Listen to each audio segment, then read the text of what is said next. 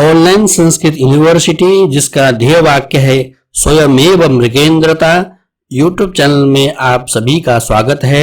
आज इस वीडियो में हम पढ़ने जा रहे हैं सीबीएसई द्वारा 10वीं कक्षा के लिए निर्धारित संस्कृत पाठ्य पुस्तक सिमुषी भाग 2 का पंचम पाठ, जिसका नाम है जननी तुल्य वत्सला का योग्यता विस्तार। इस वीडियो से पहले हमने इस पाठ के 3 वीडियो को बना लिया है, जिसमें उस पाठ के बारे में और इस पाठ का मूल वाचन और इस पाठ का हिंदी अनुवाद, फिर उसके बाद आकर के अभ्यास को हमने कर लिया है। अब हम अभ्यास के बाद आया हुआ परिशिष्ट योग्यता विस्तार के लिए जो दिया गया है, इसको हम पढ़ते हैं और इसको हम समझते हैं। आइए शुरू करते हैं।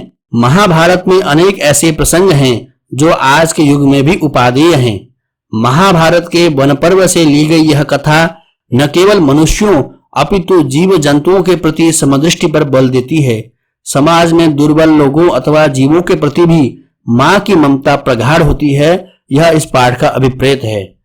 समझ गए होंगे, यह महाभारत के वन पर्व से लिया गया है और यह पाठ बताता है कि केवल मनुष्य नहीं अपितु जितने भी जीव जंतु हैं, जानवर हैं, जितने भी प्राणी हैं, वह अपने पुत्रों के प्रति, अपने संतानों के प्रति समरूप से प्यार करते हैं और दुर्बल लोगों के प्रति उनका जो है कि ज्यादा स्नेह होता है और माँ का भी जो है कि ममता ज्यादा प्रगाढ़ होती है दुर्बल व्यक्ति विशेष के प्रति। तो इस पाठ का अभिप्रेत मतलब इस पाठ से हमें जो समझना था वो यही था। प्रस्तुत पाठ्यांश महाभारत से उद्धृत है, जिसमें मुख्यतः व्यास द्वारा धृतराष्ट्र को एक कथा के माध्यम से यह संदेश देने का प्रयास किया गया है। महाभारत के वन पर्व में यह पाठ है। यह कथा वहां उपलब्ध है, वहां मिलता है, जिसमें वेदव्यास जी के द्वारा धृतराष्ट्र को एक कथा के माध्यम से संदेश देने का प्रयास किया है कि तुम पिता हो और एक पिता होने के नाते अपने पुत्रों के साथ साथ अपने भतीजों के हित का भी ख्याल रखना चाहिए, अर्थात अपने भतीजों के हित का ख्याल रखना भी उचित है। इस प्रसंग में गाय के मातृत्व की चर्चा करते हुए गोमाता सुरभि और इंद्र के संवाद के माध्यम से यह बताया गया है कि माता के लिए सभी संतान बराबर होती हैं, उसके हृदय में सबके लिए समान स्नेह होता है। इस कथा का आधार महाभारत वन पर्व 10th अध्याय श्लोक संख्या 8 से श्लोक संख्या 16 तक है। महाभारत के विषय में एक श्लोक प्रसिद्ध है।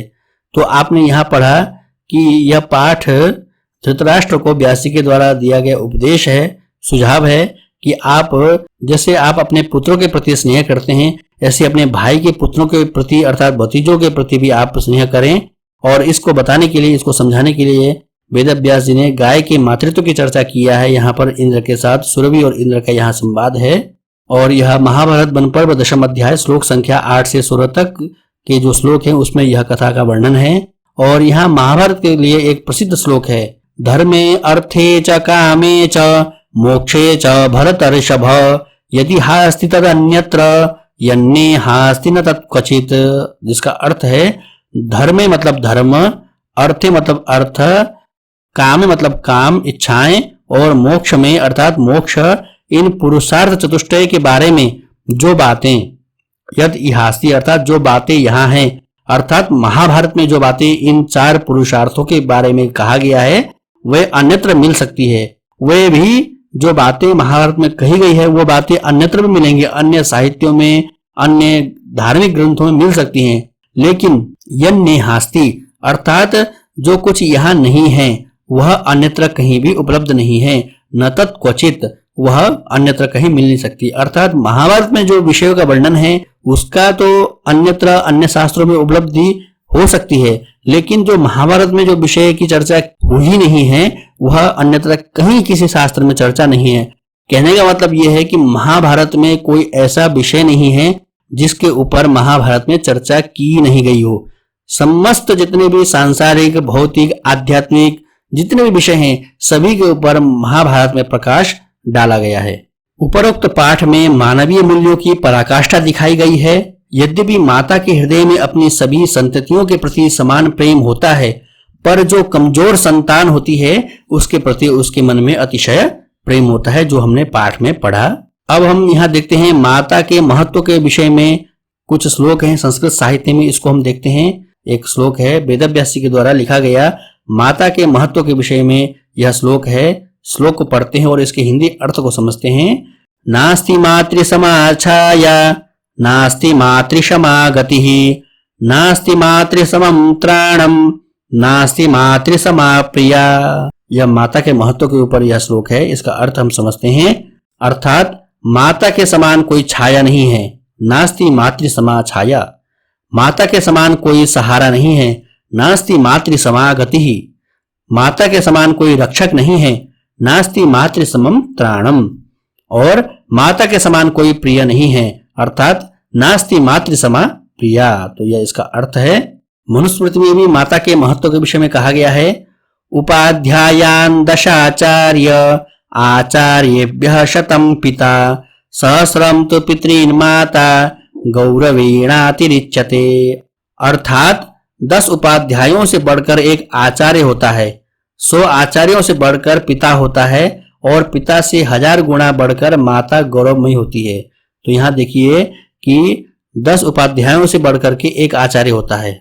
10 की तुलना 1 से की गई है, एक आचार्य से, और 100 आचार्यों से की तुलना एक पिता से की गई, और 1000 पिता की तुलना एक माता से की गई है। तो इस प्रकार से आप देखते हैं कि सभी में 1000 गुना बढ़कर माता के बारे में यहाँ बताया गया है, माता के विषय में बताया गया है, माता के महत्व के बारे में बताया गया है। उक्त श्लोक में माता पिता गुरु एवं श्रेष्ठ जनों की महिमा स्पष्ट होती है। ये तीनों हमारे प्रत्यक्ष देवता हैं, इसलिए इन विभूतियों की तन मन धन से सेवा करना हमारा कर्तव्य है। इनको सदैव संतुष्ट और प्रसन्न रखना ही हमारा धर्म है।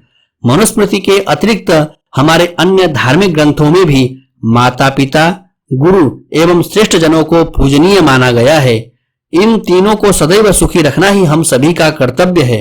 माता के महत्व के विषय में और एक श्लोक हम पढ़ते हैं, माता गुरुतरा भूमेः खात्पितोच्चतरस्तथा मनः शीघ्रतरं वातात् चिंता बहुतरी ऋणात्। अर्थात माता भूमि से भी भारी होती है। गुरुतरा भूमेः, माता का अर्थ है माता भूमि से भी भारी होती है, अर्थात सबसे श्रेष्ठ होती है। खात पितोच्चतरस्तथा, अर्थात पिता आकाश से भी ऊंचा होता है। मनः शीघ्रतरम वातात्, मन वायु से भी तेज दौड़ता है। चिंता बहुतरी तृणात्, मानव शरीर के लिए चिंता सबसे अधिक कष्टदायक होता है। यहाँ इस श्लोक में माता के बारे में बताया गया है कि माता भूमि से भी भारी होती है, अर्थात सबसे श्रेष्ठ होती है। यहाँ पर दिया गया है माता गुरुतरा भूमेः, और पिता जो है कि आकाश से भी ऊंचा होता है। खात पितोच्चतरस्तथा, इसके बारे में हमने पढ़ा। माता पिता के विषय में महाभारत में एक अन्य श्लोक हमने यहाँ पढ़ा, और इसका हमने हिंदी अर्थ में भी समझा कि यहाँ किस प्रकार से माता और पिता के बारे में बताया गया है। आगे श्लोक है, निरतिशयं गरिमाणं तेन जनन्याः स्मरन्ति विद्वांसः यत् कमपि वहति गर्भे महतामपि स गुरुर्भवति। अर्थात विद्वान लोग उसके जन्म से माता की अधिक भारता स्मरण करते हैं कि उसने इसको किस प्रकार धारण किया है, जो बड़े पुरुषों को भी भारी होता है। विद्वान पुरुष ऐसी माता को अत्यधिक महत्व देकर स्मरण करते हैं, जो अपने धर्म में विद्वान पुरुष को धारण करती है, जो बालक बड़े लोगों का भी गुरु होता है। यह श्लोक का अर्थ है, अर्थात वह अपने गर्भ में किस प्रकार से वह अपने संतान को रखती है, जिसको रखना, जिसको धारण करना बड़े पुरुषों को भी भारी होता है। इस प्रकार से माता के महत्व के बारे में यह श्लोक बताया गया है कि इस प्रकार का काम अन्य कोई व्यक्ति माता के सिवाय कोई दूसरा व्यक्ति नहीं कर सकता है। अब हम पढ़ते हैं भारतीय संस्कृति में गाय का क्या महत्व है, इसके बारे में हम पढ़ते हैं। भारतीय संस्कृति में गौ का महत्व अनादिकाल से रहा है। हमारे यहाँ सभी इच्छित वस्तुओं को देने की क्षमता गाय में है। इस बात को कामधेनु की संकल्पना से समझा जा सकता है। कामधेनु के बारे में यह माना जाता है कि उनके सामने जो भी इच्छा व्यक्त की जाती है वह तत्काल फलवती हो जाती है। क्योंकि हमने यहाँ पर इंद्र और सुरभि के बारे में इस पाठ में संवाद को देखा, चर्चा किया, तो सुरभि कौन है? सभी गायों की माता। इसलिए भी यहाँ पर आपके योग्यता विस्तार में गाय के बारे में बताना अत्यधिक आवश्यक है, जिसके बाद आप गाय के महत्व को समझेंगे। गाय के बारे में श्लोक हैं जिनको हम पढ़ते हैं और इसका अर्थ समझते हैं। काले फलम यल्लभते मनुष्यो न कामधेनोश्च समं द्विजेभ्यः कन्यारथानां करबाजियुक्तैः शतैः सहस्रैः सततं द्विजेभ्यः दत्तैः फलम यल्लभते मनुष्यः समं तथा स्यान्न तु कामधेनोः। अर्थात ब्राह्मणों को जितने भी दान दें वे सभी दान कामधेनु दान के समान नहीं होते। कहने का मतलब है कि संसार में जितने भी विषय हैं ब्राह्मणों को देने के लिए अथवा उपयोग करने के लिए, उन सभी में कामधेनु सबसे ऊपर है, उसके समान कोई दान नहीं है। इन श्लोक का यही भावार्थ है। गाय के महत्व के संदर्भ में महाकवि कालिदास के रघुवंश में संतान प्राप्ति की कामना से राजा दिलीप द्वारा ऋषि वशिष्ठ की कामधेनु नंदिनी की सेवा और उनकी प्रसन्नता से प्रतापी पुत्र प्राप्त करने की कथा भी काफी प्रसिद्ध है। आज भी गाय की उपयोगिता प्रायः सर्वस्वीकृत ही है।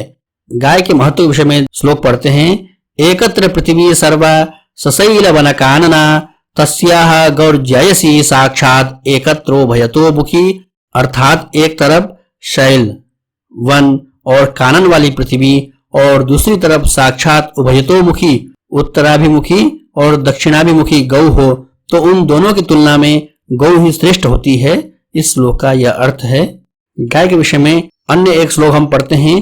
गावो भूतम च भव्यम च गावः पुष्टिः सनातनी गावो लक्ष्म्यास्तथा भूतम गोषु दत्तम न नश्यति।